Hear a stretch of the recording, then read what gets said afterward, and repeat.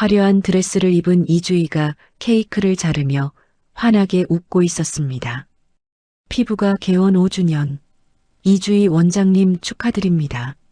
바로 그때 초라한 회색 점퍼를 입은 노인이 파티장으로 들어섰습니다. 고명숙이었습니다. 사람들 사이를 헤치고 며느리 앞으로 다가선 순간 이주희의 얼굴이 일그러졌습니다. 이 노인네가 어딜 감히, 여기가 어디라고. 이주희의 손이 번쩍 올라가더니 고명숙의 뺨을 세차게 갈겼습니다. 찰싹? 파티장이 순식간에 조용해졌습니다. 고명숙은 바닥에 쓰러지면서도 차갑게 웃었습니다. 주희야, 내 손목에는 샴페인 잔보다 수갑이 더 잘 어울릴 것 같구나. 그 순간 유리문이 벌컥 열리며 경찰들이 들이닥쳤습니다. 이주희, 긴급 체포합니다. 도대체 며느리는 왜 시어머니를 때렸을까요? 그리고 왜 체포당한 걸까요? 사연 시작 전 무료인 구독과 좋아요 누르시면 대박 납니다. 사연 시작합니다. 시간을 거슬러 올라가 보겠습니다. 3주 전 서울 강남의 한 고급 한정식집. 고명숙의 68번째 생일을 맞아 가족들이 모였습니다. 붉은 벽지와 전통 장식이 어우러진 룸 안 원목 테이블 위로 정갈한 음식들이 차례대로 올라왔습니다. 어머니 생신 축하드립니다. 며느리 이주희가 두 손으로 공손히 술잔을 올렸습니다. 흰색 실크 블라우스에 진주 목걸이를 한 그녀의 모습은 영락없는 효부였습니다. 고명숙은 빙그레 웃으며 잔을 받았습니다. 고맙구나, 주희야. 내가 우리 집에 온 지도 벌써 5년이나 됐네. 저야말로 어머님 덕분에 행복합니다. 이주희의 눈가에 눈물이 살짝 맺혔습니다. 옆에 앉은 아들 박상훈이 어머니를 바라보며 조심스레 입을 열었습니다. 엄마, 사실은 오늘 좀 말씀드릴 게 있어서요. 무슨 일인데? 고명숙이 젓가락을 내려놓으며 물었습니다. 상우는 아내와 눈빛을 교환하더니 손을 꼭 잡았습니다. 주위 병원이 갑자기 세무조사를 받게 됐어요. 큰 문제는 아닌데 혹시 모를 일이니까 명의를 잠깐만 옮겨놓으면 안전할 것 같다는 세무사님 말씀이 있으셨어요. 이주희가 재빨리 거들었습니다. 그녀의 목소리는 떨리고 있었습니다. 어머님, 저 정말 죄송해요. 이렇게 생신날 이런 말씀 드리게 돼서. 하지만 저희 병원은 어머님 돈으로 시작한 거잖아요. 만에 하나 문제가 생기면 어머님께도 피해가 갈까봐. 아니다, 주희야. 고명숙이 며느리의 손을 덥석 잡았습니다. 세상에 내 며느리가 나를 속이겠니? 걱정하지 마라. 필요한 서류가 뭐냐? 인감도장이랑 인감증명서 몇 장만 있으면 돼요. 일주일이면 다 정리될 거예요. 상훈이 안도하며 말했습니다. 고명숙은 고개를 끄덕이더니 핸드백에서 붉은 천에 쌓인 도장을 꺼냈습니다. 이게 그 도장이지? 어머니, 정말 괜찮으세요? 내 아들 며느리를 못 믿겠니? 그래, 가져가거라. 고명숙이 도장을 건네주자 이주희가 감격한 표정으로 두 손으로 받았습니다. 어머님, 정말 감사합니다. 제가 꼭 잘 지켜서 금방 돌려드릴게요. 식사가 끝나고 가족들이 헤어질 때 이주희는 마지막으로 시어머니를 깊이 포옹했습니다. 어머님, 사랑해요. 저희 딸처럼 생각해 주셔서 정말 고맙습니다. 그래, 몸 조심하고. 병원 일도 힘들 텐데 무리하지 마라. 주차장으로 향하는 차 안. 운전대를 잡은 상훈이 아내를 돌아보았습니다. 주희야, 정말 일주일이면 되는 거지? 당연하지. 걱정 마. 이주희가 대답했습니다. 그러나 남편이 앞을 보는 순간 그녀의 입꼬리가 차갑게 올라갔습니다. 핸드백 속 붉은 도장을 쓰다듬으며 그녀는 창밖을 바라보았습니다. 이제 시작이야. 늙은 것, 곧 요양원에서 편하게 보내드릴 테니까. 같은 시각 집으로 돌아온 고명숙은 거실 소파에 앉아 차를 마시고 있었습니다. 옆에는 최 비서가 조용히 서 있었습니다. 사모님, 정말 괜찮으십니까? 내가 선택한 길이야. 이제 저것들이 어떻게 나오는지 지켜봐야지. 고명숙의 눈빛이 깊어졌습니다. 최 비서, 준비는 다 됐지? 예, 사모님. 언제든 말씀만 하십시오. 사흘 후 서울 강남구의 법무사 사무실. 이주희와 박상훈이 나란히 앉아 서류 더미를 앞에 두고 있었습니다. 중년의 법무사가 안경을 고쳤으며 설명했습니다. 소유권 이전 등기 신청서에 인감도장 날인하시고 여기 서명란에 사인하시면 됩니다. 네, 알겠습니다. 이주희의 손이 서류 위를 미끄러지듯 움직였습니다. 붉은 인감이 하얀 종이 위에 또렷하게 찍혔습니다. 한 장, 두 장, 세 장. 강남 빌딩 두 채와 경기도 토지의 소유권이 차례대로 이주희 명의로 넘어갔습니다. 축하드립니다. 이제 부인께서 150억 상당의 부동산 소유주가 되셨습니다. 법무사의 말에 상훈이 긴장한 표정으로 물었습니다. 이거 세무조사 끝나면 바로 다시 우리 엄마 이름으로 돌려놓을 수 있는 거죠? 물론입니다. 같은 절차로 다시 이전 등기하시면 됩니다.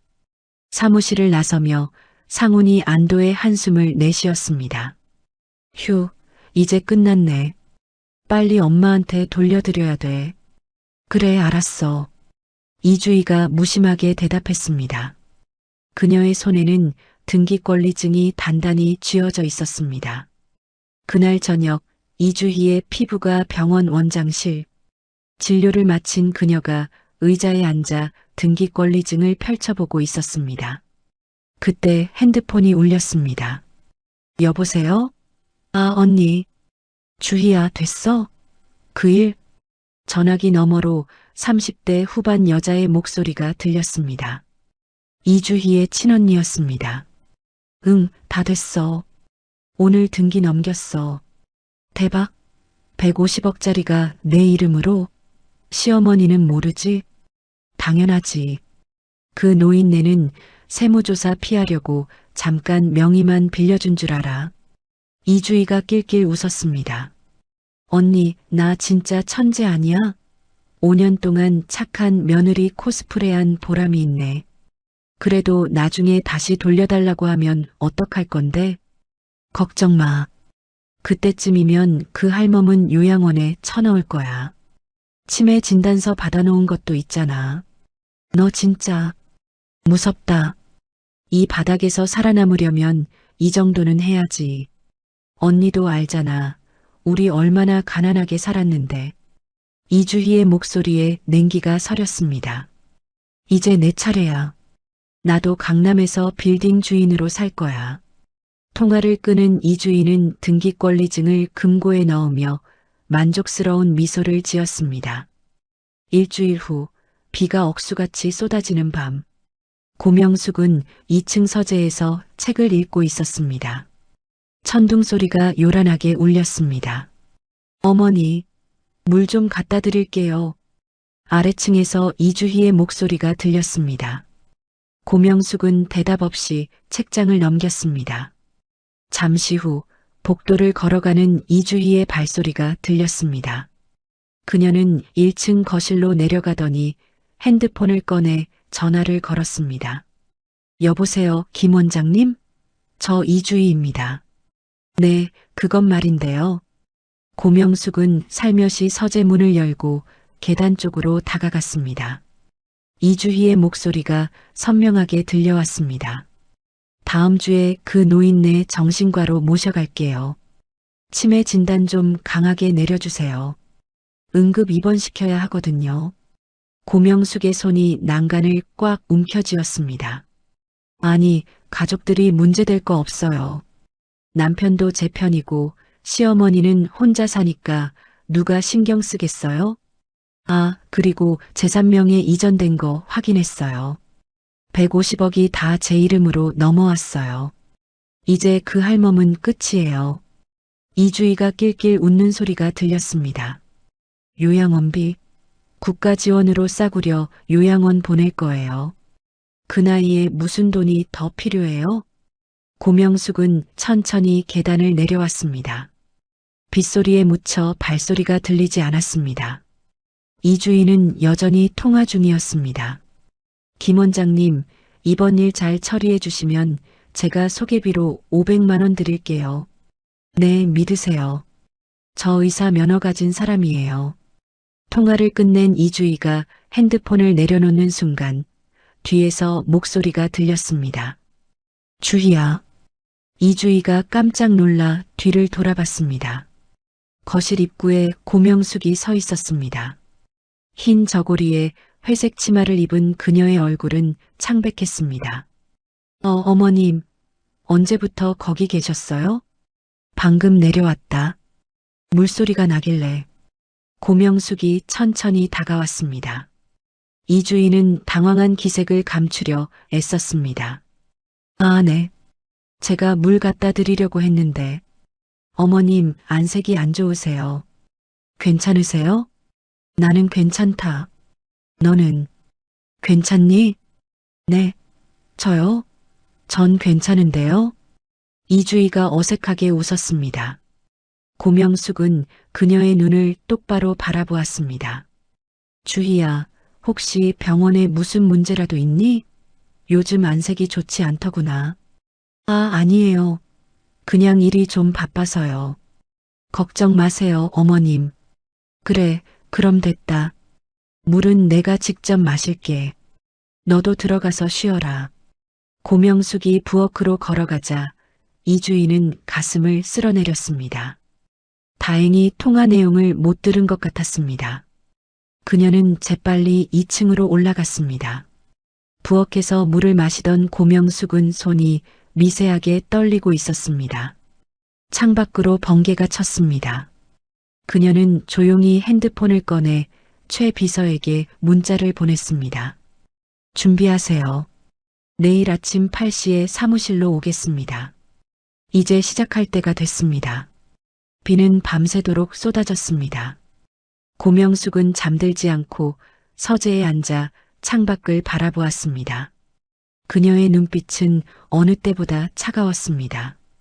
주희야, 내가 먼저 시작한 게임이다. 이제 내 차례야. 이 어미가 얼마나 무서운지 뼈저리게 후회하게 만들어주마. 새벽 5시 빗소리가 잦아들었습니다. 고명숙은 옷을 갈아입고 1층으로 내려왔습니다. 검은색 정장 차림의 최 비서가 이미 현관 앞에서 기다리고 있었습니다. 사모님, 차 준비됐습니다. 고맙네.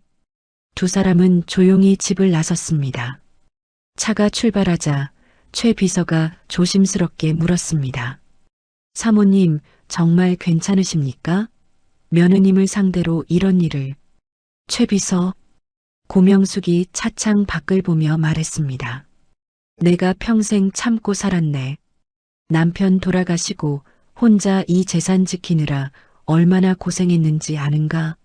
그런데 저것들이 5년 동안 계획을 세워서 날 치매 노인으로 만들어 요양원에 쳐넣으려 했어. 그녀의 목소리가 떨렸습니다. 이제 내가 가만히 있을 수 없네. 저것들이 무엇을 잃게 될지 똑똑히 보여줄 거야. 명령만 내려주십시오. 제가 사모님의 손과 발이 되겠습니다. 차는 강남의 한 오피스텔로 향했습니다. 최 비서가 마련해둔 비밀 사무실이었습니다. 고명숙은 책상 앞에 앉아 서류 봉투를 하나씩 펼쳤습니다. 이주희의 병원 운영 기록, 세무자료, 통화 내역. 다 있지? 예, 사모님. 지난 3개월간 수집한 자료입니다. 좋아. 이제부터 저것이 얼마나 더러운 짓을 했는지 하나씩 파헤칠 거야. 고명숙의 눈빛에 불꽃이 일었습니다. 복수의 서막이 조용히 열리고 있었습니다. 그날 오후 고명숙이 집에 돌아왔을 때는 이미 해가 중천에 떠 있었습니다. 현관문을 열자 거실에서 이주희가 소파에 앉아 태블릿을 보고 있었습니다. 어머님, 어디 다녀오셨어요? 아침에 안 계시길래 놀랐잖아요. 응, 잠깐 산책 좀 하고 왔다. 고명숙이 담담하게 대답하며 신발을 벗었습니다. 이주희의 눈빛이 순간 날카로워졌다가 이내 부드럽게 풀어졌습니다. 요즘 새벽에 자주 나가시네요. 혹시 어디 불편하신 데는 없으세요? 나이가 들면 잠이 없어지는 법이지. 걱정하지 마라. 고명숙은 계단을 올라가려다 멈춰 섰습니다. 2층 복도 끝 자신의 방문이 활짝 열려 있었습니다. 안에서는 이삿짐 센터 직원들이 짐을 옮기고 있었습니다. 주희야, 저게 무슨 일이냐? 아, 어머님. 말씀드리려고 했는데요. 이주희가 천천히 다가와 고명숙의 팔을 잡았습니다. 어머님 방이 너무 넓고 관리하기 힘드시잖아요. 그래서 제가 1층 작은 방으로 옮겨드리려고요. 거기가 화장실도 가깝고 훨씬 편하실 거예요. 1층 작은 방이라면 설마 창고 옆 그 방을 말하는 거냐? 고명숙의 목소리가 낮아졌습니다. 이주희는 환하게 웃으며 고개를 끄덕였습니다. 네, 제가 깨끗하게 정리해뒀어요. 가보시면 마음에 드실 거예요. 나는 저 방이 좋다. 30년을 살던 곳인데. 어머님, 요즘 계단 오르내리시기 힘들어 보이시잖아요. 만약에 계단에서 넘어지시기라도 하면 어떡해요? 이주희의 목소리는 부드러웠지만 눈빛은 차가웠습니다. 고명숙은 잠시 며느리를 바라보다가 한숨을 내쉬었습니다. 알았다. 내 뜻대로 하거라. 감사합니다, 어머님. 역시 어머님은 이해심이 많으세요. 고명숙은 1층으로 내려가 새 방을 확인했습니다. 문을 여는 순간 눈살이 찌푸려졌습니다.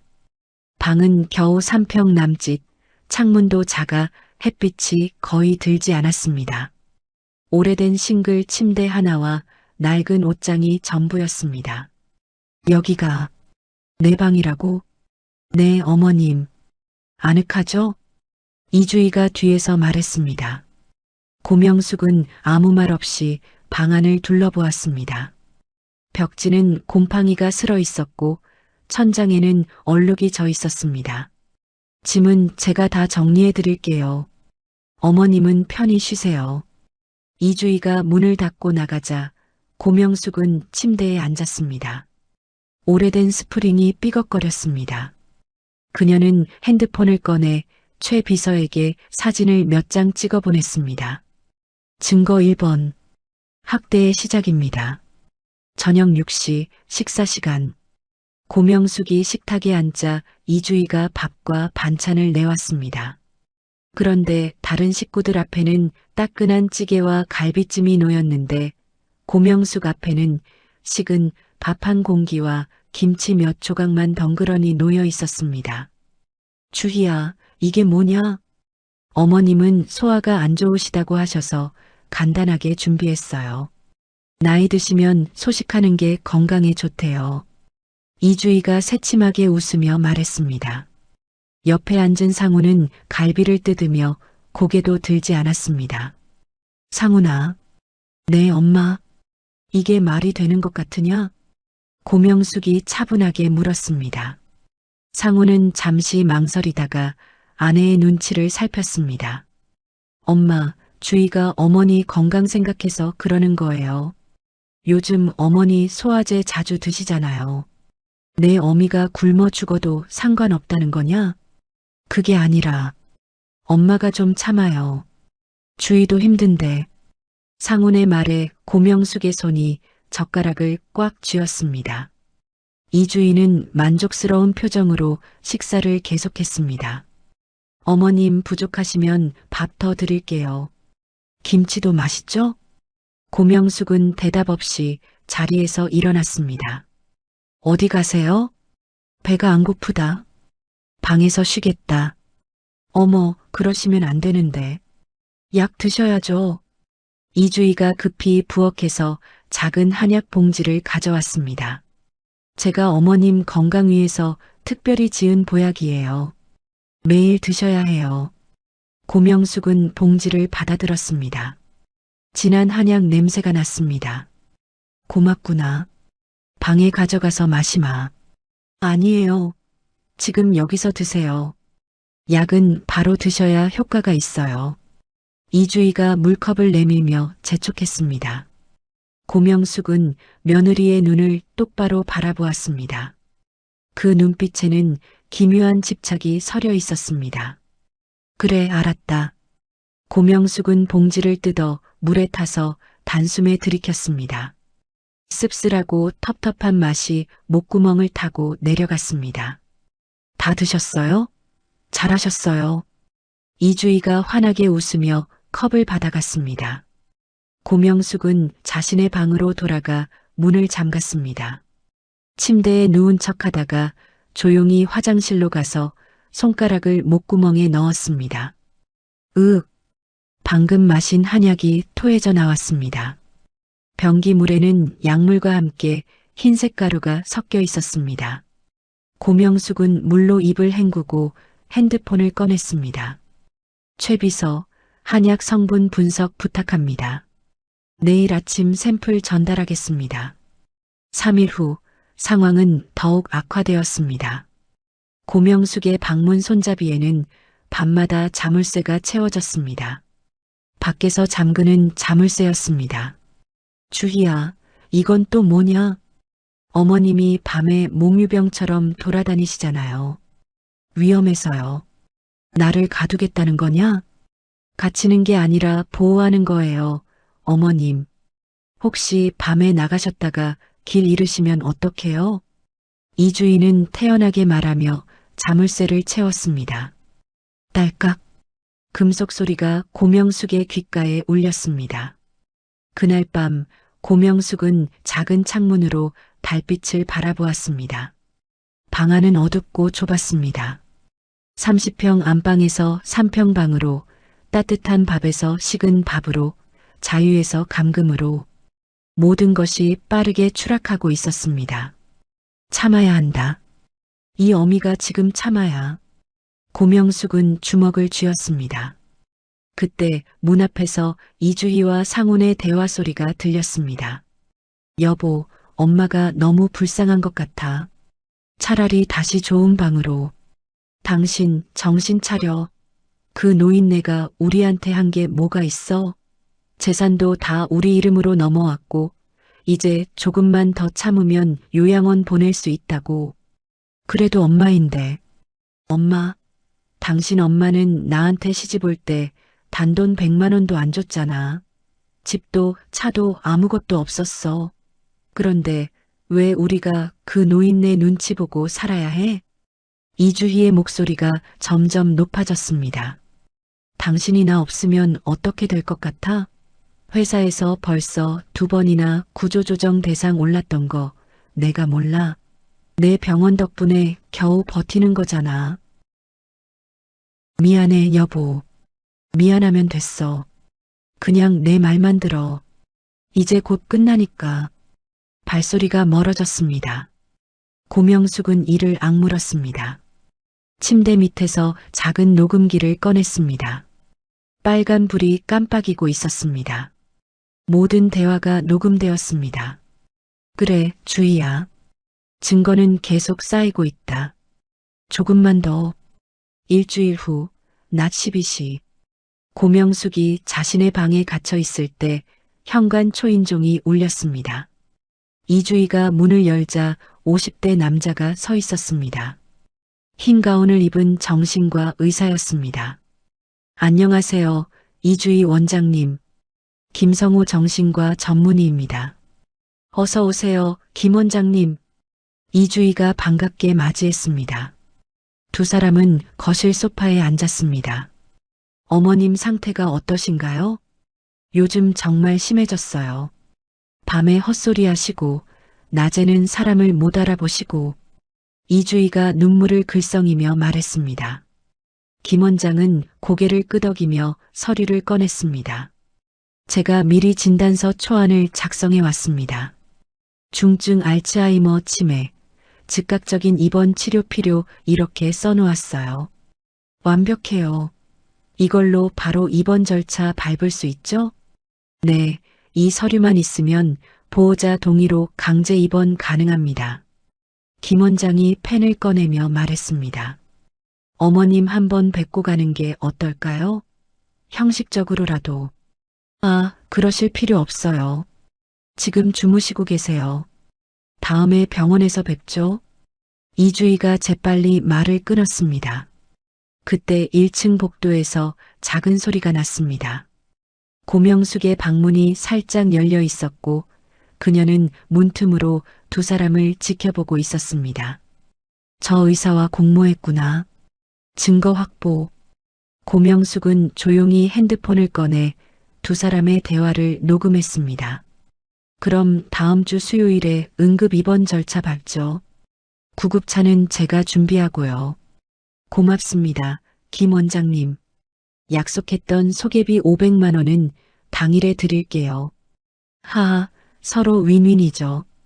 그런데 혹시 어머님이 나중에 문제 제기하시면 어떡하죠? 걱정 마세요. 일단 치매 진단받고 격리병동 들어가면 아무도 믿지 않아요. 노인네 말이 누가 들어줘요? 두 사람이 낄낄 웃는 소리가 방 안까지 들렸습니다. 고명숙의 손이 떨렸습니다. 분노가 아니라 황당함이었습니다. 저것들이 사람을 이렇게 우습게 보는구나. 김 원장이 떠나고 이주인은 만족스러운 표정으로 소파에 앉아 와인을 따랐습니다.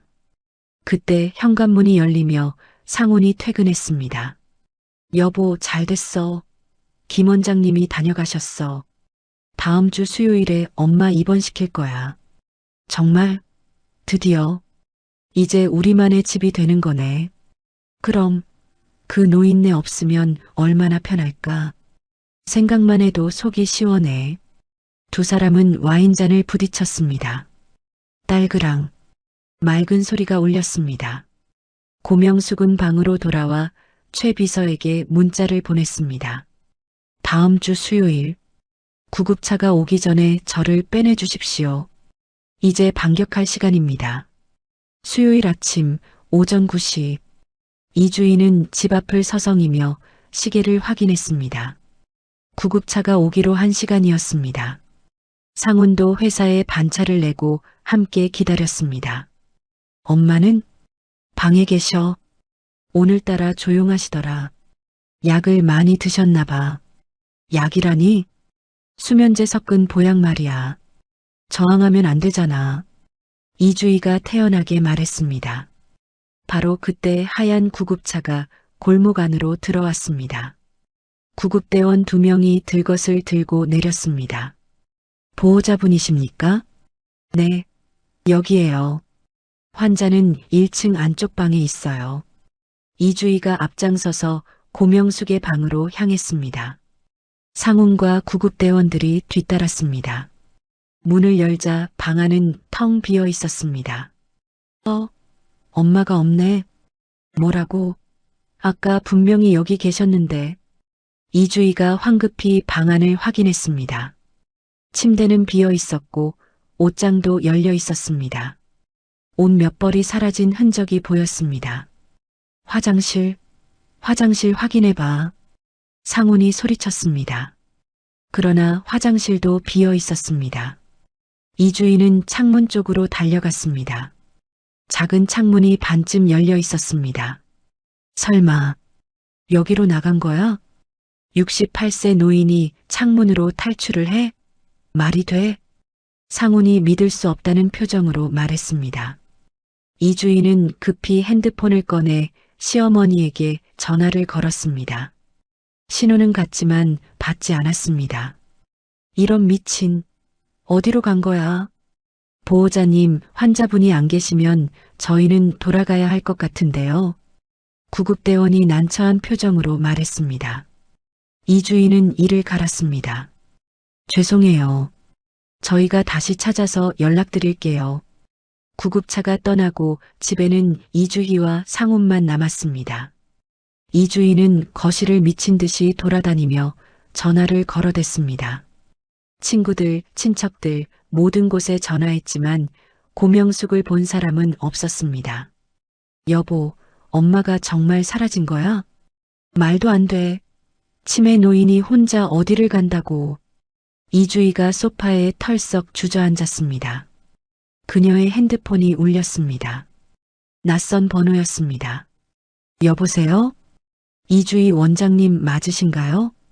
네, 그런데 누구세요? 저는 최 비서라고 합니다.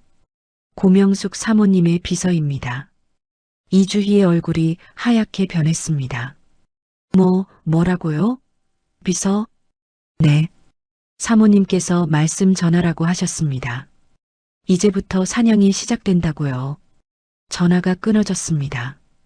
이주희는 멍하니 핸드폰을 내려다보았습니다. 상훈이 다가와 물었습니다. 누구야? 엄마. 엄마한테 비서가 있대. 무슨 소리야? 엄마가 무슨 비서를. 바로 그때 이주희의 핸드폰으로 사진 한 장이 전송되었습니다. 사진 속에는 고명숙이 고급 양복을 입고 강남의 한 오피스텔 앞에 서 있는 모습이었습니다. 그녀의 옆에는 날카로운 눈빛의 중년 남자가 서 있었습니다. 사진 밑에는 짧은 메시지가 적혀 있었습니다. 같은 날 오후 경기도 용인의 한적한 주택가. 고명숙은 최 비서가 마련한 안가의 거실 소파에 앉아 뜨거운 차를 마시고 있었습니다. 넓은 창으로 햇살이 쏟아져 들어왔습니다. 그 좁고 어두웠던 방과는 천지 차이였습니다. 사모님, 편히 쉬십시오. 여긴 아무도 모르는 곳입니다. 최 비서가 노트북을 펼치며 말했습니다. 화면에는 이주희 피부과의 내부 CCTV 영상이 재생되고 있었습니다. 이게 다 어떻게 구한 거지? 3개월 전부터 준비했습니다. 병원 청소 직원을 통해 접근했고 내부 직원 1명을 포섭했습니다. 역시 자네는 믿을만하네. 고명숙의 눈빛이 화면에 고정되었습니다. 영상 속에서 이주희가 환자와 상담하는 모습이 보였습니다. 그런데 이상했습니다. 상담실을 나온 환자가 수술실로 들어가는데 이주희는 원장실에 그대로 앉아 있었습니다. 저건 뭐지? 보십시오, 사모님. 최 비서가 화면을 확대했습니다. 수술실로 들어가는 여자 의사의 얼굴이 클로즈업 되었습니다. 이주희가 아니었습니다. 비슷하게 생긴 30대 여자였습니다. 대리수술입니다. 환자는 이주희 원장한테 받는 줄 알지만 실제로는 면허 없는 유령 의사가 집도합니다. 뭐라고? 고명숙의 손에서 찻잔이 덜컥 흔들렸습니다. 저 여자는 의사 면허가 정지된 사람입니다. 의료사고로 3년 전에 자격이 박탈됐는데 이주희 원장이 몰래 고용해서 쓰고 있습니다. 환자들은 모르는 건가? 물론입니다. 상담만 이주희가 하고 실제 수술은 저 유령 의사가 합니다. 수술비는 원장 명의로 받고요. 최 비서가 다른 파일을 열었습니다. 엑셀 파일에는 수백 건의 수술 기록이 정리되어 있었습니다. 지난 2년간 대리 수술이 최소 300건입니다. 환자 1명당 평균 200만 원씩 받았으니 6억이 넘는구나. 정확히는 6억 4천만 원입니다. 이건 명백한 의료법 위반입니다. 고명숙은 화면을 뚫어지게 바라보았습니다. 분노보다는 차가운 계산이 그녀의 눈빛에 서렸습니다. 증거는 확실한가? CCTV 영상, 수술 기록, 유령 의사의 통장 입금 내역까지 전부 확보했습니다. 좋아. 이건 1차 무기로 쓸 수 있겠군. 고명숙이 미소를 지었습니다. 그것은 지난 일주일간 보지 못했던 여유로운 미소였습니다. 다음 날 아침 이주희는 병원 원장실에서 초조하게 전화를 걸고 있었습니다. 경찰서요? 실종 신고하려고요. 네, 저희 시어머니가 어제부터 집을 나가셔서. 연세가 어떻게 되시나요? 68세고요. 치매 증상이 있으십니다. 이주인은 떨리는 목소리로 말했습니다. 통화를 마친 그녀는 책상에 얼굴을 묻었습니다. 도대체 어디로 간 거야? 비서라니, 그게 무슨 소리야? 그때 원장실 문이 노크 소리 없이 열렸습니다. 30대 여자 의사가 들어왔습니다. 대리 수술을 하던 그 유령 의사였습니다. 원장님, 오늘 수술 일정 확인 좀 해주세요. 아, 유 실장. 잠깐만. 이주희가 태블릿을 확인하려는 순간 핸드폰이 울렸습니다. 또 낯선 번호였습니다. 그녀는 조심스럽게 전화를 받았습니다. 여보세요? 이 원장님, 저는 박철수 기자라고 합니다. 메디컬 타임즈 소속인데요. 기자요? 무슨 일로? 원장님 병원에서 대리 수술이 이루어지고 있다는 제보를 받았습니다. 이에 대해 코멘트 부탁드립니다. 이주희의 얼굴이 사색이 되었습니다. 핸드폰을 쥔 손이 부들부들 떨렸습니다. 뭐라고요? 대리 수술이라니 그게 무슨... 증거 자료가 있습니다. CCTV 영상이랑 수술 기록부요. 혹시 인터뷰 가능하신가요? 아니, 그건 오해예요. 저희 병원은... 이주희가 다급하게 말하려는 순간 전화가 끊어졌습니다. 그녀는 멍하니 핸드폰을 내려다보았습니다. 옆에 서 있던 유령 의사의 얼굴도 창백해졌습니다. 원장님, 설마 우리가 들킨 건가요? 닥쳐. 생각 좀 하자. 이주희가 소리를 질렀습니다. 그녀의 머릿속은 복잡했습니다. 누가 제보한 거지? 설마 시어머니가? 바로 그때 핸드폰으로 문자가 왔습니다. 기자에게 제보한 사람은 접니다. 하지만 아직 기사는 나가지 않았습니다. 제 제안을 들어보시겠습니까? 마이너스 고명숙. 이주희는 손가락이 떨렸지만 재빨리 답장을 쳤습니다. 어머님, 어디 계세요? 만나서 얘기해요. 몇 초 후 답장이 왔습니다. 만날 필요 없습니다. 제 말만 들으세요. 당신에게 좋은 투자 정보가 있습니다. 강남에 대박 땅이 나왔어요. 이주희는 어이가 없었습니다. 자기 재산을 뺏긴 시어머니가 지금 투자 정보를 준다고? 무슨 소리세요? 지금 그런 얘기할 때가... 이주희 씨, 당신은 선택해야 합니다. 의료법 위반으로 감옥 가거나 아니면 제 말을 듣고 1000억 부자가 되거나. 이주희의 눈빛이 흔들렸습니다. 1000억이라는 숫자가 그녀의 이성을 마비시켰습니다. 자세히 말씀해 주세요. 사흘 후 강남의 한 고급 카페. 이주희는 선글라스를 쓰고 구석 자리에 앉아 있었습니다. 마주 앉은 사람은 50대 남자, 부동산 중개업자처럼 보이는 사람이었습니다. 이 원장님, 이 지도 좀 보세요. 남자가 강남 지역 지도를 펼쳤습니다. 빨간색으로 동그라미 친 부분이 있었습니다.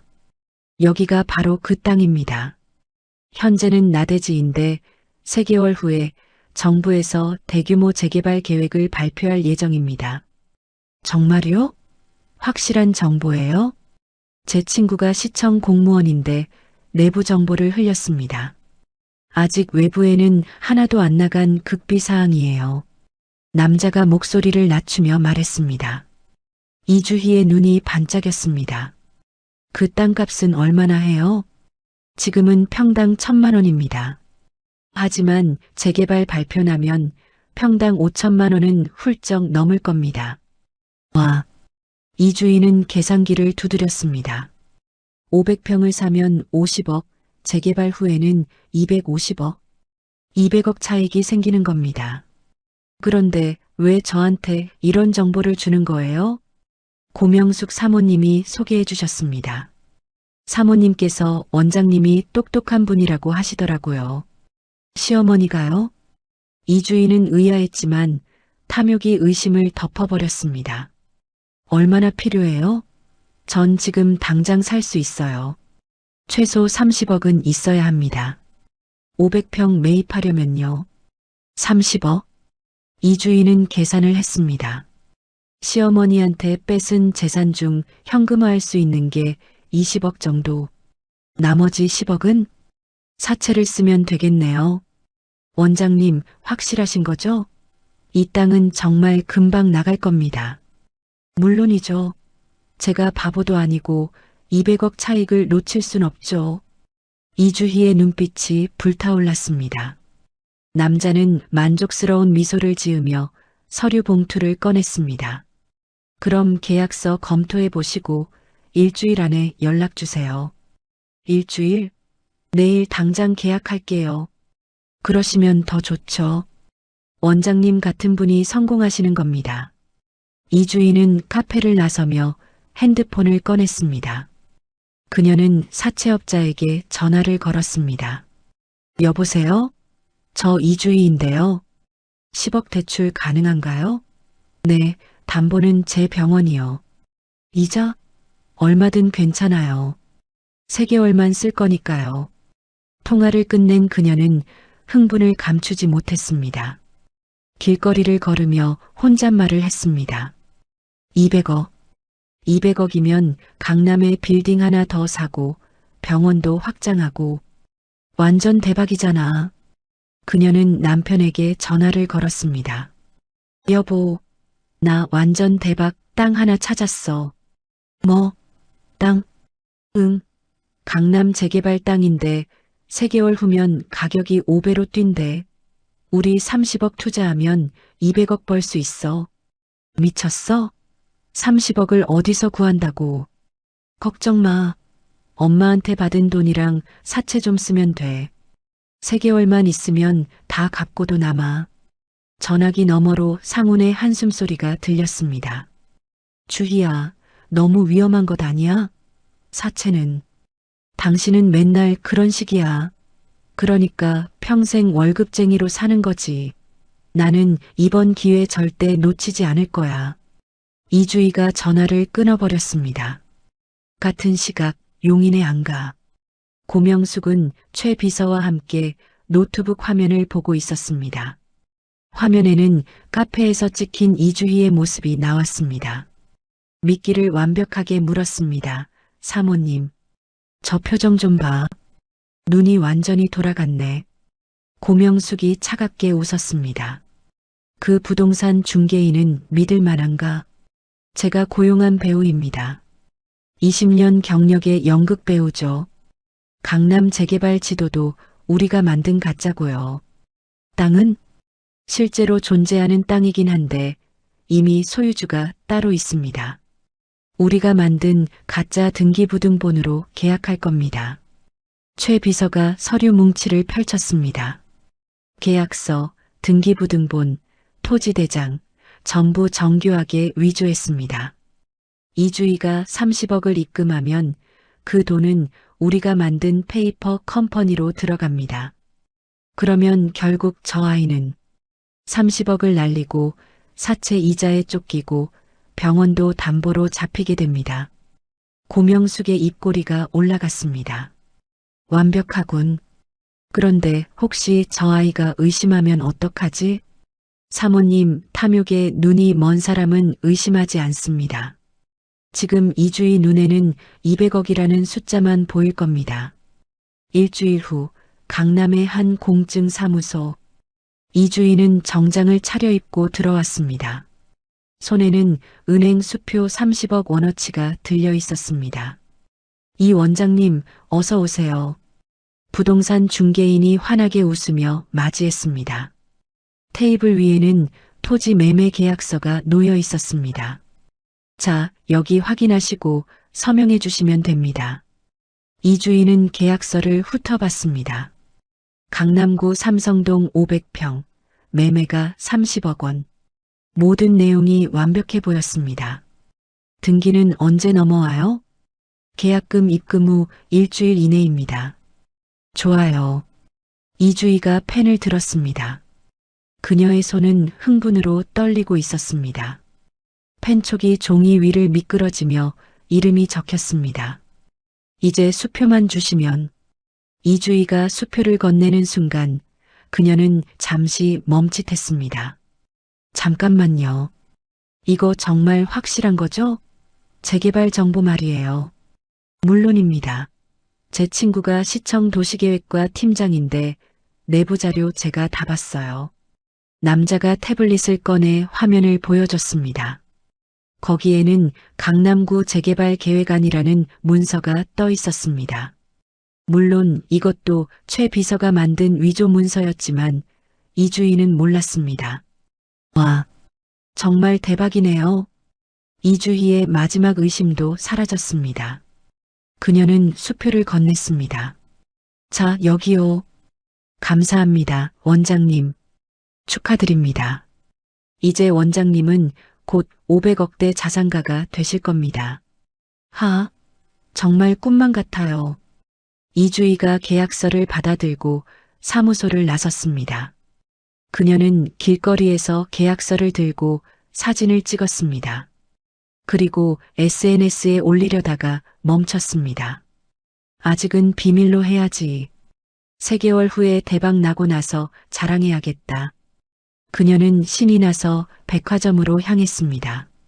명품 가방 코너에서 2천만 원짜리 에르메스 백을 샀습니다. 이 정도는 써도 되지. 어차피 3개월 후면 200억 들어오는데. 집으로 돌아온 이주인은 상훈에게 계약서를 자랑했습니다. 여보 봐. 내가 샀어. 강남 땅 500평.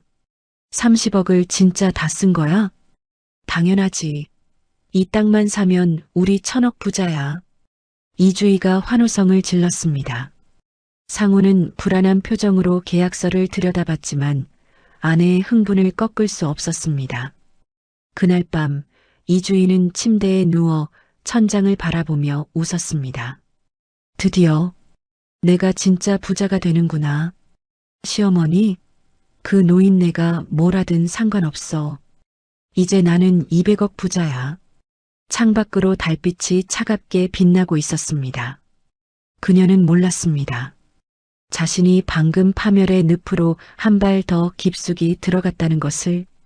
용인 안가 고명숙은 은행 입금 내역을 확인했습니다. 30억 원이 페이퍼 컴퍼니 계좌로 들어온 것이 확인되었습니다. 최 비서, 이 돈은 안전한 곳에 보관하게. 예, 사모님. 나중에 피해자들에게 돌려줄 증거금으로 보관하겠습니다. 좋네. 이제 저 아이가 사채 이자에 쫓기는 모습을 지켜볼 일만 남았군. 고명숙이 차를 한 모금 마셨습니다.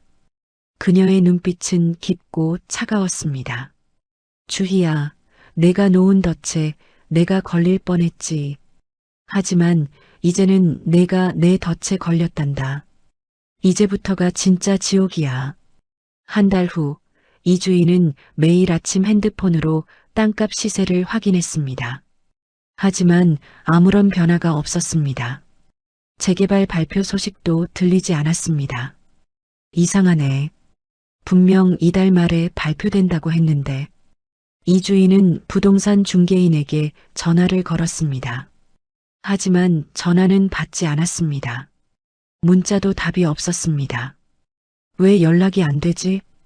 불안감이 엄습했지만 이주희는 애써 무시했습니다. 그러던 어느 날 사채업자에게서 전화가 왔습니다. 이 원장님, 이자 입금 좀 해주세요. 벌써 일주일 연체됐습니다. 아, 네. 죄송해요. 바빠서 깜빡했어요. 바로 보내드릴게요. 이주희는 병원 계좌에서 800만 원을 송금했습니다. 월 이자가 800만 원. 10억을 연 10%로 빌렸으니 계산이 맞았습니다. 3개월만 버티면 돼. 그러면 200억이 들어와.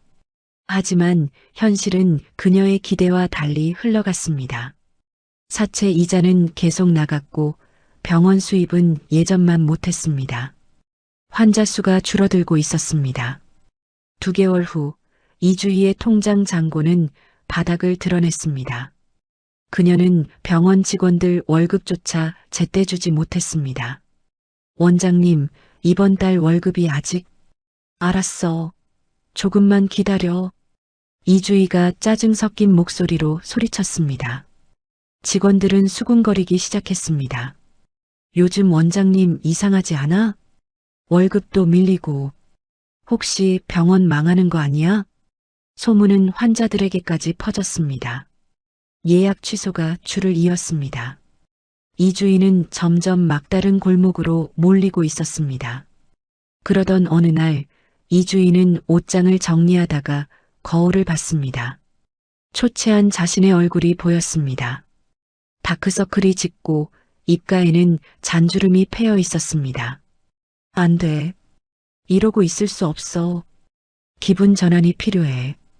그녀는 신용카드를 들고 집을 나섰습니다. 강남역 한복판의 대형 백화점, 그곳은 이주희가 가장 좋아하는 장소였습니다. 3개월만 있으면 200억이야. 오늘 정도는 써도 괜찮아. 이주희는 명품 매장을 돌아다니며 쇼핑을 시작했습니다. 구찌 가방 하나, 샤넬 구두 한 켤레, 에르메스 스카프, 어느새 손에는 쇼핑백이 가득했습니다. 아, 기분 좋다. 역시 쇼핑이 최고야. 그녀는 화장품 매장으로 향했습니다. 고급 스킨케어 제품들을 고르고 있을 때 저 멀리 낯익은 뒷모습이 보였습니다. 저 사람. 회색 점퍼에 낡은 운동화를 신은 노인이 화장품 진열대 앞에서 가격표를 들여다보고 있었습니다. 고명숙이었습니다. 이주희의 얼굴이 굳어졌습니다. 2달 만에 보는 시어머니였습니다. 그런데 그 행색이 너무나 초라했습니다. 저 노인네가 여기서 뭐 하는 거야? 이주희는 슬금슬금 다가갔습니다. 고명숙은 3만 원짜리 립스틱을 손에 들고 고민하는 듯 보였습니다. 어머님? 고명숙이 뒤를 돌아봤습니다. 그녀의 얼굴은 2달 전보다 더 수척해 보였습니다. 아, 주희야. 어머님, 여기서 뭐 하세요? 그리고 그 옷은 뭐예요? 이주희가 경멸하는 눈빛으로 시어머니를 훑어봤습니다. 주변 사람들이 2사람을 힐끔거리기 시작했습니다. 나는 그냥 필요한 물건 좀. 립스틱요? 어머님이 무슨 립스틱을 사요? 돈도 없으면서. 이주희의 목소리가 점점 커졌습니다. 사람들이 하나둘 모여들기 시작했습니다. 주희야, 여기서 이러지 말자. 이러지 말라고요? 어머님이 2달 동안 어디서 뭐 하셨는지 아세요? 저희가 얼마나 걱정했는데요. 이주희가 소리쳤습니다. 하지만 그녀의 눈빛에는 걱정이 아니라 분노가 가득했습니다. 어머님, 그 비서라는 사람은 어디 있어요? 왜 어머님을 이 꼴로 만들어 놨어요? 그건 내가 상관할 일이. 상관할 일 아니라고요? 제가 며느리잖아요. 어머님이 이렇게 돌아다니시면 우리 가족 망신이에요. 이주희의 목소리는 백화점 전체에 울려 퍼질 듯 컸습니다. 사람들은 핸드폰을 꺼내 들기 시작했습니다. 누군가는 이미 동영상을 찍고 있었습니다. 고명숙은 조용히 이주희를 바라봤습니다. 그녀의 눈빛은 차분했습니다. 이상하리만큼 차분했습니다. 주희야, 진정하고 집에 가서 얘기하자. 집이요? 어머님 집이 어디예요? 2달 동안 연락도 없이 잠적하셨잖아요. 그건 솔직히 말씀하세요. 어머님, 혹시 저희 재산 돌려받으려고 이러시는 거예요? 이주희가 핵심을 찔렀습니다. 고명숙의 표정이 미세하게 변했습니다. 재산? 그게 원래 누구 건데? 어머님이 저희한테 주신 거잖아요. 세무조사 피하려고 명예 이전한 거잖아요. 그런데 이제 와서 돌려달라고 하시면 어떡해요? 나는 그런 말 안 했다. 입도 벙긋 안 하시면서 눈빛으로 다 표현하시네요. 어머님, 이제 그만하세요. 그 재산은 이미 제 겁니다. 이주희가 손가락으로 시어머니를 가리켰습니다. 주변 사람들의 숫자는 점점 늘어났습니다. 20명, 30명. 모두가 2사람을 주목하고 있었습니다. 고명숙은 한숨을 쉬었습니다. 주희야, 여기서 이러지 말고. 시끄러워요. 어머님, 솔직히 그동안 저희한테 얼마나 신세졌는데요. 5년 동안 제가 어머님 시중 얼마나 들었는데요. 시중? 고명숙의 목소리가 낮아졌습니다. 그래, 그렇게 생각하는구나. 내가 너한테 짐이었구나. 당연하죠. 나이 드신 분 모시는 게 얼마나 힘든지 아세요? 이주인은 흥분해서 계속 말을 이었습니다. 그녀는 자신이 무슨 말을 하고 있는지도 모르는 듯 했습니다. 어머님, 이제 좀 철드세요. 나이만 먹는다고 어른이 아니에요. 돈도 없으면서 백화점에서 뭐 하세요? 주희야, 이 노인네가 어딜 감히. 이주희가 소리치며 손을 번쩍 들어 올렸습니다. 그리고 그 손은 고명숙의 뺨을 향해 내려왔습니다. 찰싹? 백화점 안이 순간 조용해졌습니다. 고명숙은 비틀거리며 바닥에 주저앉았습니다. 뺨에는 선명한 붉은 손자국이 남았습니다. 사람들이 일제히 숨을 들이켰습니다. 핸드폰 카메라들이 일제히 이주희를 향했습니다. 누군가는 실시간 방송을 켜놓은 상태였습니다. 어머, 저거 봤어? 며느리가 시어머니를 때렸어. 완전 충격인데? 웅성거림이 커졌습니다. 이주인은 그제야 정신이 들었습니다. 주변을 둘러보니 수십 명이 자신을 쳐다보고 있었습니다. 모두가 핸드폰을 들고 있었습니다. 아니. 이건 바닥에 쓰러진 고명숙이 천천히 고개를 들었습니다. 그녀의 눈빛에는 슬픔도 분노도 없었습니다. 오직 차가운 미소만이 번지고 있었습니다. 주희야. 고명숙의 목소리는 낮고 침착했습니다. 내가 때린 건 내 뺨이 아니라 내 인생이었어. 뭐라고요? 내 손목에는 샴페인 잔보다 수갑이 더 잘 어울릴 것 같구나. 바로 그 순간 백화점 입구에서 경찰 사이렌 소리가 들렸습니다. 자동문이 열리며 경찰관 4명이 들어왔습니다. 이주희 씨 맞으신가요? 네. 저요? 폭행 혐의로 긴급 체포합니다. 영장은 신청 중입니다. 경찰관이 수갑을 꺼냈습니다. 이주희는 뒷걸음질 쳤습니다. 잠깐만요. 이게 무슨 일이에요? 저는 아무것도. 수십 명의 증인과 영상 증거가 있습니다. 조용히 따라오시죠. 안 돼. 이건 오해예요. 이주희가 소리쳤지만 경찰관은 그녀의 손을 잡아 수갑을 채웠습니다. 차가운 금속의 감촉이 손목에 전해졌습니다. 으악, 나요. 저 의사예요. 의사.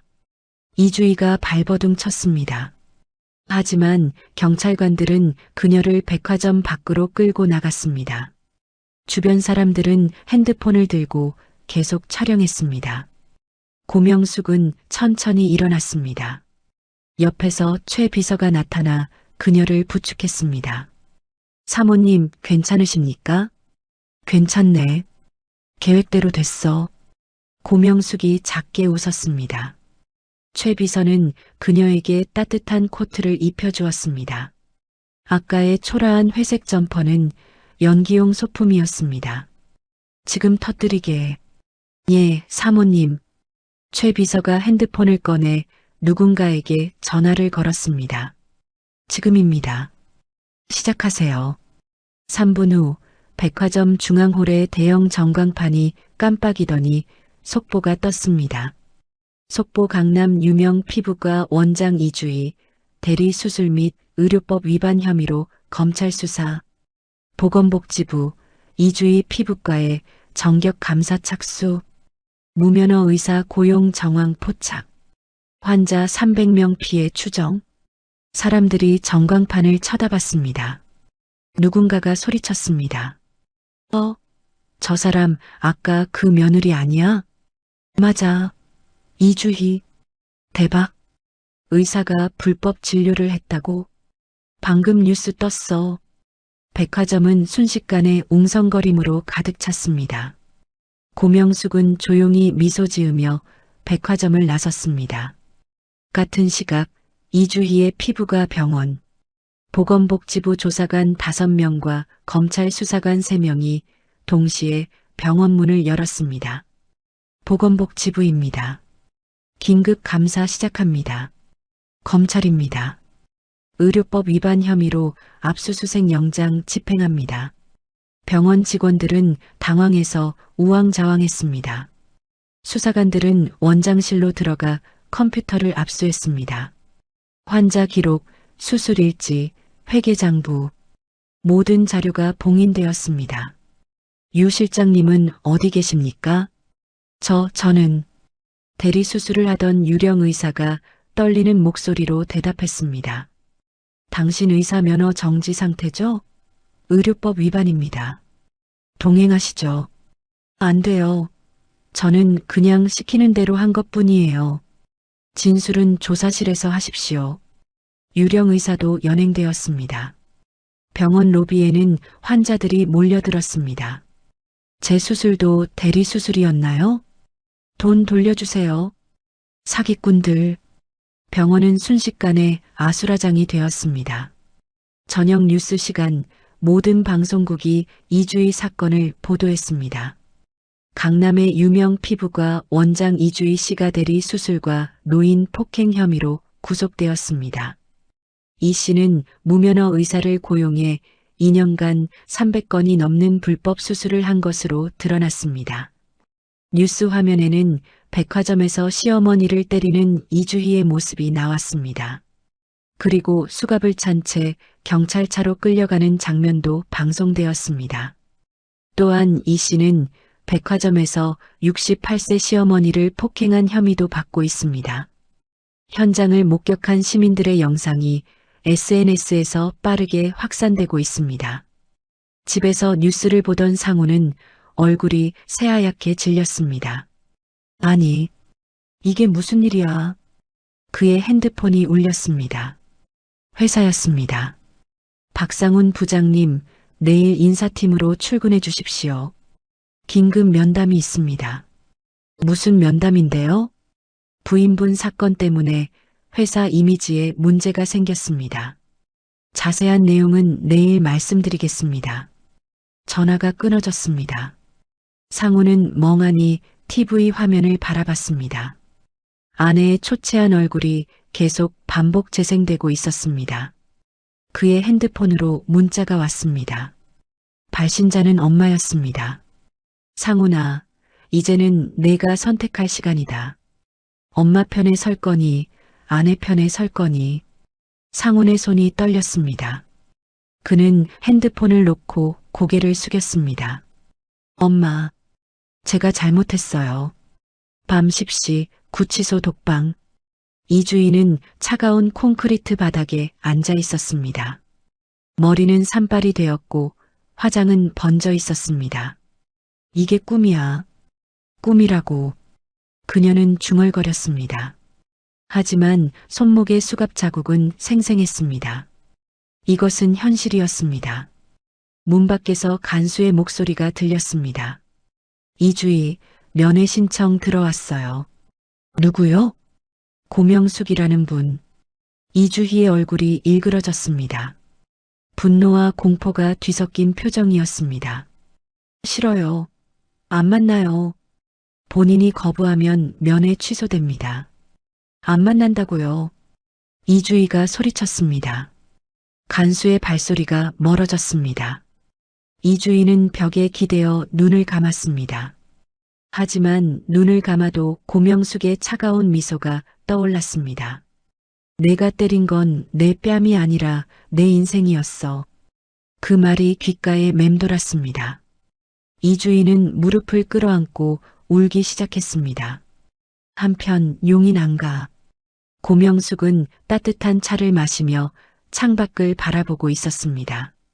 뺨에 붉은 자국은 아직 남아 있었지만 그녀의 표정은 평온했습니다. 최비서, 다음 단계 준비는 이미 완료했습니다. 사모님. 가짜 땅 계약 사실도 곧 밝혀질 겁니다. 좋네. 이제 저 아이는 30억 사기 피해자가 되고 사채 이자에 쫓기고 병원은 문 닫고 의사 면허도 박탈될 거야. 고명숙이 차를 한 모금 마셨습니다. 완벽한 파멸이군요. 그래. 이제 막이 올라간 거야. 진짜 지옥은 이제부터란다. 일주일 후 이주인은 보석으로 풀려났습니다. 3천만 원의 보석금을 내고 겨우 나왔지만 그녀를 기다리는 것은 더 큰 지옥이었습니다. 집에 도착한 이주인은 거실 소파에 털썩 주저앉았습니다. 텔레비전을 켰더니 자신의 얼굴이 나오고 있었습니다. 이주의 피부가 패어. 피해 환자 집단 소송 준비 중. 의사 면허 취소 청문회 다음 달 예정. 뉴스를 보던 이주인은 리모컨을 집어던졌습니다. 리모컨이 벽에 부딪혀 산산조각 났습니다. 다 끝났어. 다 끝났단 말이야. 그때 현관 초인종이 요란하게 울렸습니다. 딩동 딩동 딩동. 누군가 미친 듯이 벨을 눌러대고 있었습니다. 누구야? 이주희가 인터폰을 확인했습니다. 화면에는 험악하게 생긴 남자 3명이 서 있었습니다. 이주희 씨 계시죠? 문 열어주세요. 누구세요?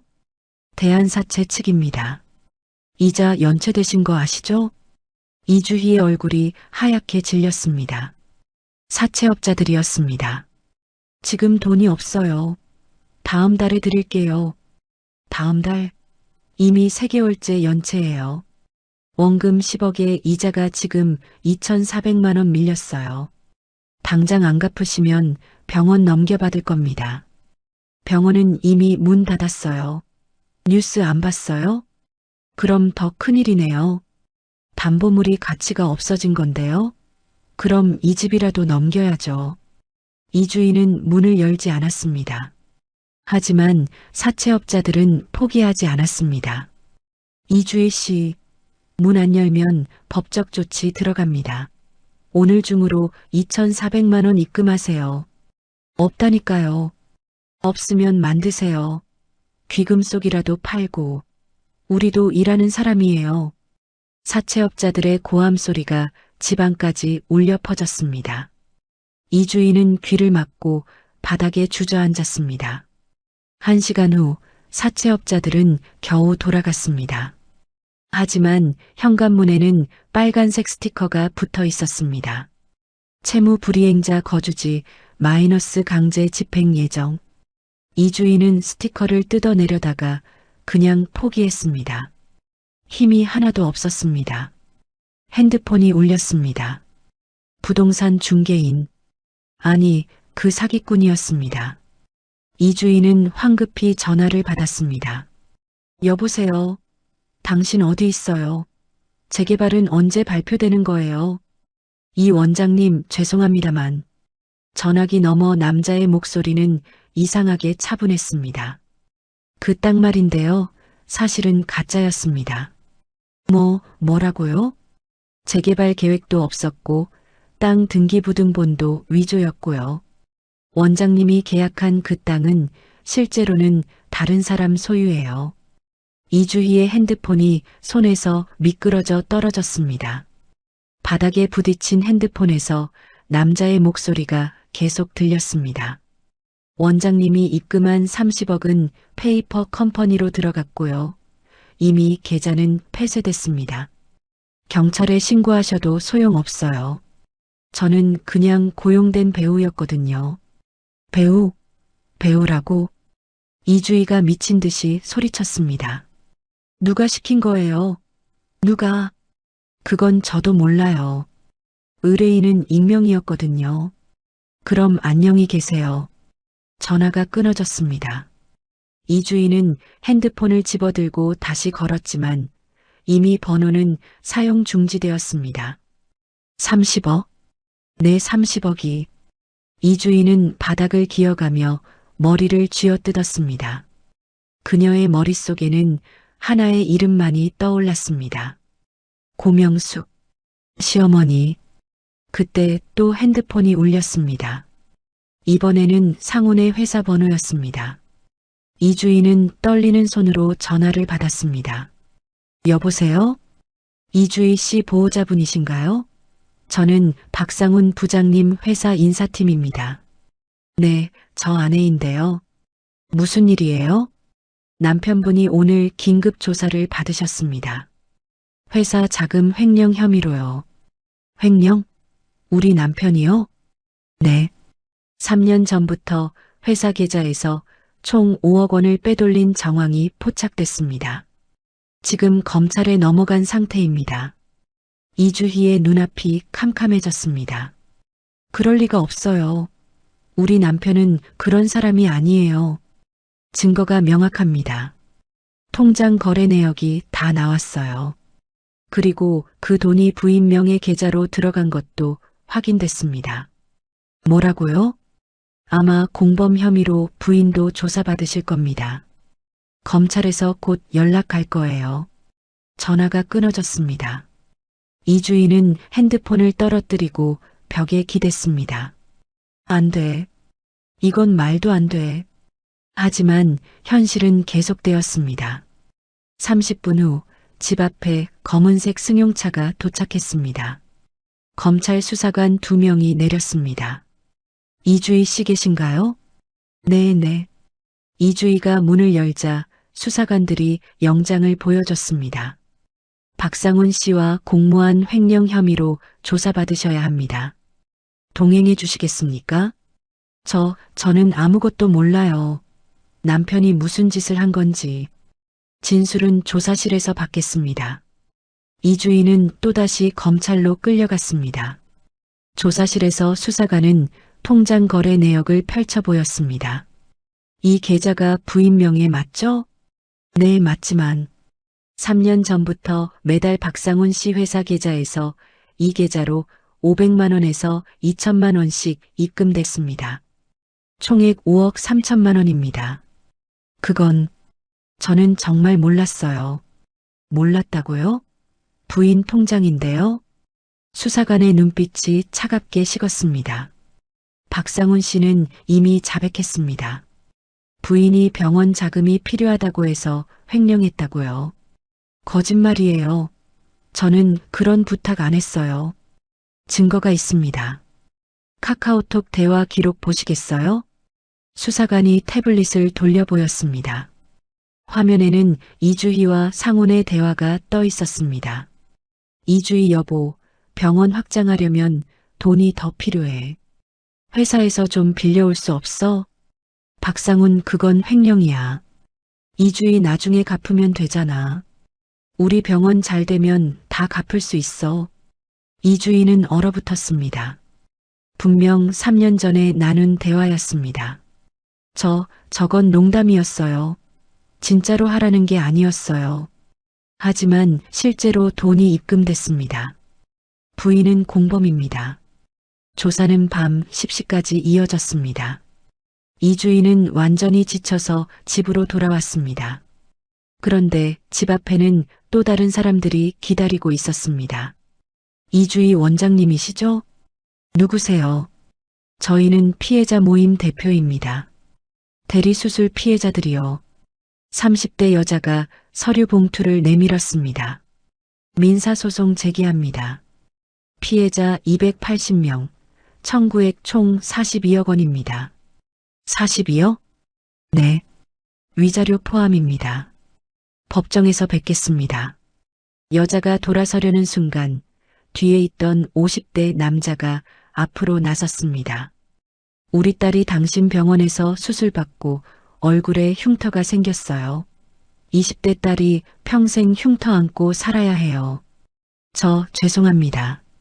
죄송하다고 끝나요? 우리 딸 인생 책임질 거예요? 남자가 소리를 질렀습니다. 이주희는 고개를 숙인 채 집 안으로 들어갔습니다. 문을 닫는 순간 무릎이 꺾였습니다.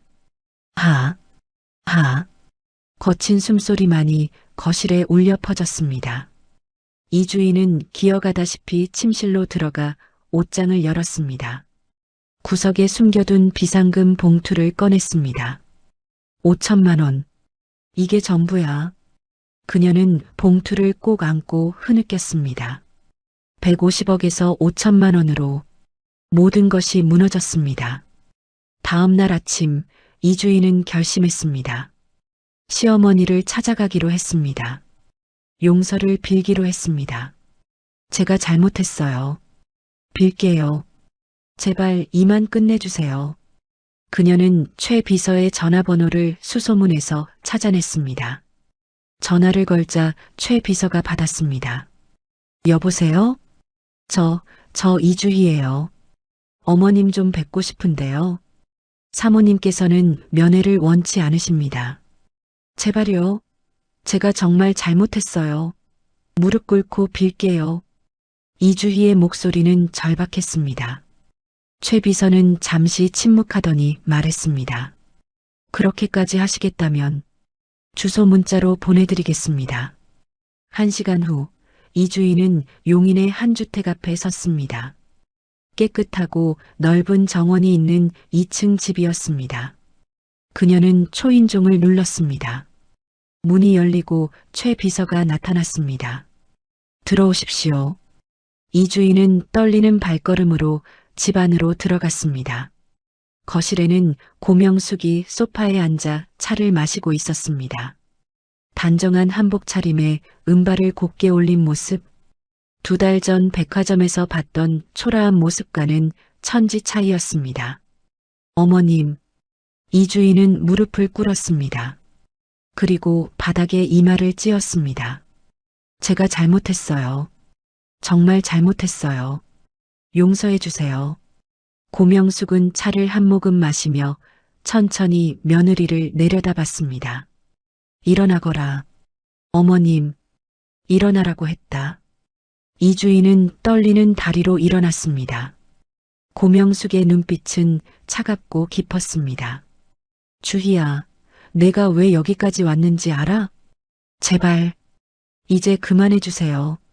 저 이제 정말 아무것도 없어요. 병원도 문 닫았고 돈도 다 날렸고 그게 다냐? 고명숙이 찻잔을 내려놓았습니다. 의사 면허는? 남편 직장은? 명예는?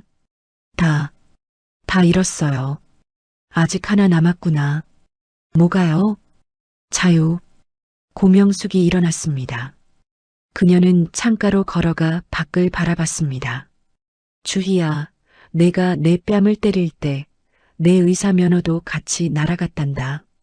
어머님 제발. 내가 나를 지하 창고방에 가뒀을 때 너도 감옥에 갈 운명이 정해졌어. 고명숙이 돌아서며 차갑게 웃었습니다. 내가 날 치매 노인으로 만들어 요양원에 넣으려 했을 때 너도 정신병원 갈 판이 됐구나. 죄송해요. 정말 죄송해요. 이주희가 다시 무릎을 꿇으며 소리쳤습니다. 다 돌려드릴게요. 빌딩도 땅도 전부 돌려드릴게요. 제발 용서해 주세요. 돌려준다고? 고명숙이 비웃었습니다. 너한테 뭐가 남았는데? 30억은 가짜 땅에 날렸고 나머지는 사채 이자로 나갔고 병원은 폐업했고 내가 날 돌려줄 게 뭐가 있니? 이주희는 말문이 막혔습니다. 고명숙의 말이 맞았습니다. 그녀에게는 정말 아무것도 남지 않았습니다. 어머님, 그럼 저보고 어떡하라는 거예요? 감옥에 가면 되지. 네. 대리수술, 노인 폭행, 횡령 공범, 사기 피해. 죄목이 몇 개나 되니? 최소 10년은 살겠구나. 고명숙이 다시 소파에 앉았습니다. 그리고 출소해도 의사 면허는 영구 박탈이야. 내 남편도 회사에서 잘렸고 정가자 될 거고 너희 부부는 이제 끝이란다. 안 돼요. 이주희가 머리를 흔들었습니다. 어머님 제발 한 번만 봐주세요. 저 이제 정말 착하게 살게요. 착하게? 고명숙의 목소리가 차갑게 식었습니다. 5년 동안 연기한 거 아주 잘했더구나. 효부 코스프레 말이야. 나도 속을 뻔했어. 그게 아니라. 닥쳐라. 고명숙이 소리쳤습니다.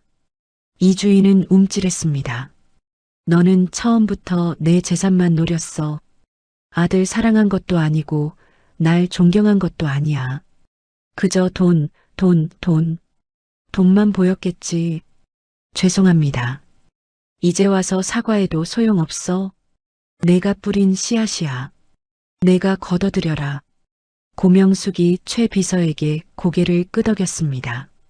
최 비서가 현관문을 열었습니다. 나가거라. 다시는 내 앞에 나타나지 마라. 어머님, 이주희가 매달리려 했지만 최 비서가 그녀를 막았습니다. 나가십시오. 싫어요. 어머님, 제발. 이주희가 발버둥 쳤지만 최 비서는 그녀를 강제로 밖으로 끌어냈습니다. 문이 쾅 닫혔습니다. 이주희는 대문 앞에서 주저앉아 울었습니다. 하지만 아무도 문을 열어주지 않았습니다. 1시간 후 이주희는 비틀거리며 일어났습니다. 그녀의 얼굴은 눈물과 콧물로 범벅이 되어 있었습니다. 도망쳐야 해. 감옥은 싫어. 도망쳐야 해. 그녀는 중얼거리며 걸었습니다. 정신이 온전하지 않았습니다. 택시를 잡아 타고 서울로 돌아왔습니다. 집에 도착한 이주희는 서둘러 짐을 쌌습니다. 옷 몇 벌, 비상금, 여권. 해외로 도망칠 생각이었습니다. 태국, 아니면 필리핀, 어디든 좋아. 일단 도망쳐. 그녀가 가방을 들고 현관문을 열려는 순간 밖에서 사이렌 소리가 들렸습니다. 삐용삐용삐용. 이주희는 창문으로 달려갔습니다. 집 앞에 경찰차 2대가 멈춰 섰습니다. 경찰관 6명이 내렸습니다. 안 돼. 안 돼. 이주희는 뒷문으로 도망치려 했습니다. 하지만 뒷문에도 경찰관이 서 있었습니다. 이주희 씨, 체포영장 집행합니다. 조용히 따라오시죠. 싫어요. 저 안 갈 거예요. 이주희가 소리쳤습니다.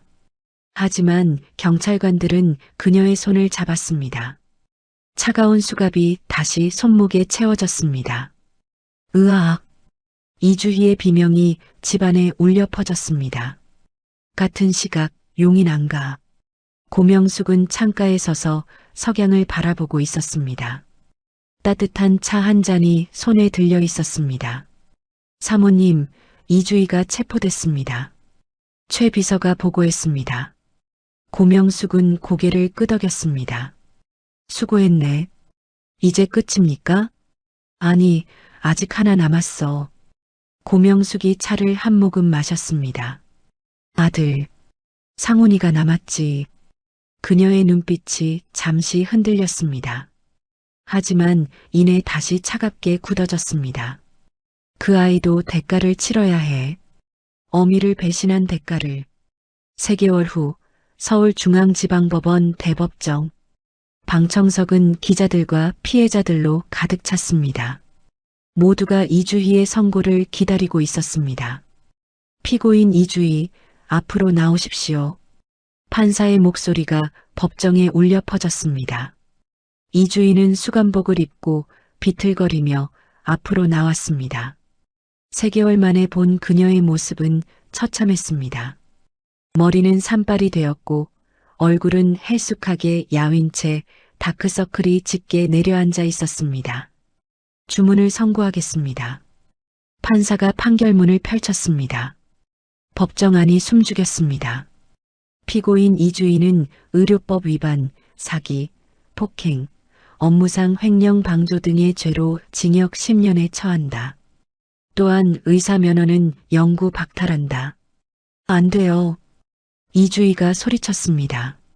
하지만 판사는 계속 판결문을 읽었습니다. 피해자들에게 총 42억 원을 배상하고 국가에 벌금 5억 원을 납부할 것을 명한다. 10년. 10년이라니. 이주희는 그 자리에 주저앉았습니다. 교도관들이 그녀를 일으켜 세웠지만 다리에 힘이 풀려 제대로 서지 못했습니다. 또한 피고인이 부당하게 취득한 재산 일체는 원소유주인 고명숙 씨에게 환원한다. 판사의 말에 방청석 한편에 앉아있던 고명숙이 조용히 고개를 끄덕였습니다. 그녀는 검은색 정장에 진주 목걸이를 한 단정한 모습이었습니다. 이주희가 고명숙을 발견했습니다. 그녀의 눈에는 증오와 절망이 뒤섞여 있었습니다. 저 여자 때문에 조용히 하십시오. 판사가 호통쳤습니다. 피고인의 범행은 계획적이고 악질적이었으며 피해자가 다수이고 반성의 기미가 전혀 보이지 않습니다. 엄중한 처벌이 필요합니다. 판결이 끝나고 이주희는 법정에서 끌려나갔습니다. 복도에서 기자들이 카메라를 들이댔습니다. 이주희 씨, 피해자들에게 할 말은 없습니까? 시어머니께 사과하실 의향은? 이주희는 고개를 푹 숙인 채 아무 말도 하지 못했습니다. 그녀의 눈에서는 눈물이 끝없이 흘러내렸습니다. 호송 차량이 그녀를 서울구치소로 데려갔습니다. 독방 침대에 누운 이주희는 천장을 멍하니 바라봤습니다. 10년. 내가 10년을 여기서. 그때 독방 문이 열리고 교도관이 들어왔습니다. 이주희, 채권자 대표가 왔어요. 채권자? 사채업자요. 이자 독촉하러 왔대요. 이주희의 얼굴이 창백해졌습니다. 면회실로 끌려간 그녀 앞에는 험악하게 생긴 사채업자가 앉아 있었습니다. 이주희 씨, 원금 10억에 지금까지 밀린 이자가 1억 2천만 원입니다. 언제 갚으실 건가요? 저는 지금 감옥에 있잖아요. 그래서요? 감옥에 있으면 빚이 없어지나요? 사채업자가 차갑게 웃었습니다. 출소하면 갚아야죠. 10년 후면 이자가 얼마나 불어날지 알아요? 20억은 넘을 겁니다. 20억. 그때까지 이자는 계속 쌓입니다. 매달 800만 원씩요. 10년이면 9억 6천만 원. 원금 합쳐서 거의 20억이에요. 이주희는 고개를 떨구었습니다. 10년 후 출소에도 20억의 빚더미가 기다리고 있었습니다. 제발, 이자만이라도 좀. 안 됩니다. 계약은 계약이니까요. 사채업자가 서류를 탁 내려놓고 일어났습니다. 10년 후에 뵙죠. 건강 조심하세요. 그가 나가고 이주희는 독방으로 돌아왔습니다. 그날 밤 그녀는 한숨도 자지 못했습니다. 천장을 바라보며 중얼거렸습니다. 내 인생은 끝났어. 같은 시각 서울 강남의 한 오피스텔. 박상우는 원룸 침대에 누워 소주병을 들이켰습니다. 방은 지저분했고 빨래는 쌓여 있었습니다. 그는 한숨을 내쉬었습니다. 회사에서 징계 해고당한 지 3개월, 새 직장을 찾지 못하고 있었습니다. 정과자가 될 아내를 둔 남자를 어느 회사가 뽑아주겠습니까? 핸드폰이 울렸습니다.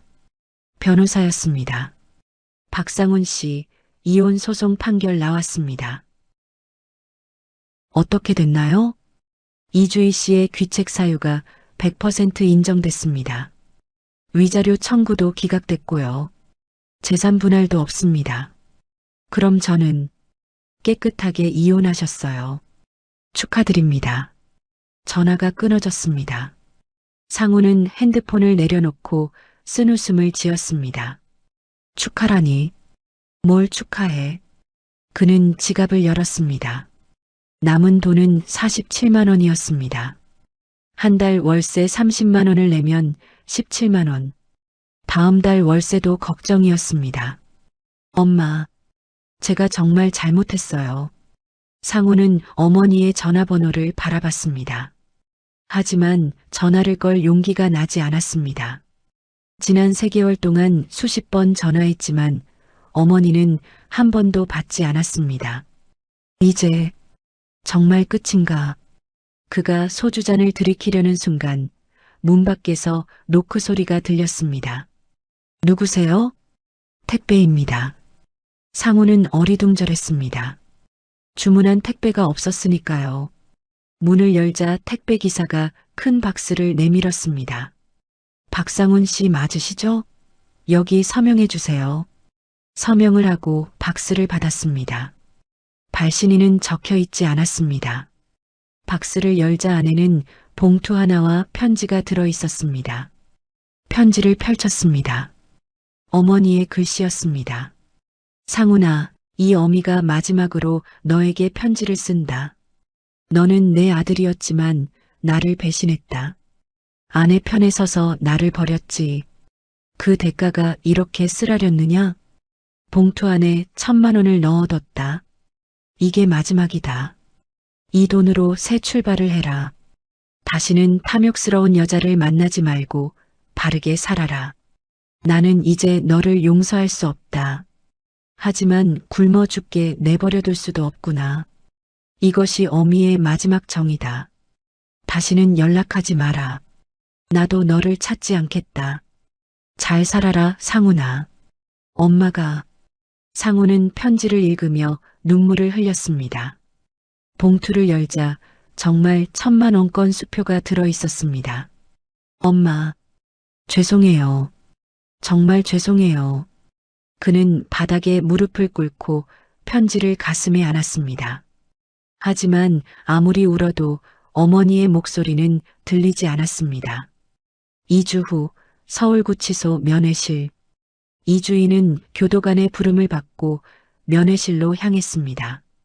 누가 면회 왔는데요? 고명숙이라는 분이요. 이주희의 발걸음이 멈춰 섰습니다. 시어머니, 그녀가 왜 안 만날래요? 본인이 꼭 만나야 한다고 하던데요. 10분만이래요. 이주인은 망설이다가 고개를 끄덕였습니다. 어차피 더 잃을 것도 없었습니다. 면회실에 들어서자 유리 너머로 고명숙이 앉아 있었습니다. 그녀는 여전히 단정한 한복 차림이었고 얼굴에는 화장이 곱게 되어 있었습니다. 이주인은 의자에 앉아 수화기를 들었습니다. 고명숙도 수화기를 들었습니다. 두 사람은 잠시 말없이 서로를 바라봤습니다. 어머니, 이주희가 먼저 입을 열었습니다. 왜 오셨어요? 마지막으로 내 얼굴을 보고 싶었다. 고명숙의 목소리는 담담했습니다. 어머니, 제발 한 번만 용서해 주세요. 제가 정말 잘못했어요. 10년이나 감옥에 있어요. 이것만으로는 안 되나요? 이주희의 목소리는 절박했습니다. 눈물이 주르륵 흘러내렸습니다. 나 출소하면 정말 착하게 살게요. 다시는 욕심 안 부릴게요. 어머니한테 효도할게요. 주희야. 고명숙이 조용히 말을 끊었습니다. 이제 와서 울면 뭐하니? 어머니, 내가 나를 지하방에 가뒀을 때, 내가 날 치매 환자로 만들려고 했을 때, 내가 내 뺨을 때렸을 때, 그때는 왜 생각 안 했니? 고명숙의 목소리가 차갑게 식었습니다. 제가 미쳤어요. 정말 미쳤던 거예요. 어머니, 한 번만. 주희야, 지옥으로 가는 길은 내가 닦았단다. 네. 5년 동안 거짓말하고 도장 훔치고 어미를 학대하고 그 모든 것들이 내가 걸어온 길이야. 그 길의 끝이 바로 여기란다. 고명숙이 유리창을 가볍게 두드렸습니다. 이 감옥이 내가 선택한 종착역이야. 싫어요. 저 여기 있기 싫어요. 이주희가 소리를 질렀습니다. 교도관이 다가왔습니다. 조용히 하세요. 어머니, 제발 저 살려주세요. 한 번만 살려주세요. 이주인은 수화기를 놓지 않고 계속 소리쳤습니다. 하지만 고명숙은 천천히 보청기를 빼냈습니다. 그녀의 귀에서 작은 기계가 빠져나왔습니다. 미안하다, 주희야. 고명숙이 입모양으로만 말했습니다. 내 귀가 먹어서 안 들리는구나. 어머니. 이주희가 유리를 두드렸습니다. 하지만 고명숙은 보청기를 가방에 넣고 자리에서 일어났습니다. 안 돼. 가지 마세요. 어머니.